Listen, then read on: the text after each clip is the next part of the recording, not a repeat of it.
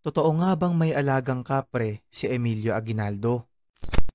Mga kaibigan, sa article na ginawa ni Dr. Isagani Medina, nakasaad na meron daw alagang kapre ang kauna-unahang presidente ng Pilipinas na si Emilio Aguinaldo. Ayon dito, yung kapre daw ay nakatira sa ilalim ng tulay ng Marulas, hindi kalayuan sa bahay ng mga Aguinaldo. Sinasabing yung kapre ang nagbigay ng anting-anting kay Aguinaldo na dahilan upang siya ay makaligtas sa lahat ng kinasangkutan nitong digmaan mula taong 1896 hanggang 1901. Ayon pa sa kwento, yung kapre daw na to ang nagbibigay ng payo kay Aguinaldo kung paano maipapanalo ang mga laban. Noong February 6, 1964, ay tuluyan na ngang pumanaw si Aguinaldo sa Veterans Memorial Hospital at ayon sa mga tao doon, nung bawian daw ito ng buhay ay may lumabas na maliit na bato sa kanyang bibig na pinaniniwalaan nilang ito raw ang anting-anting na binigay sa kanya nung kapre.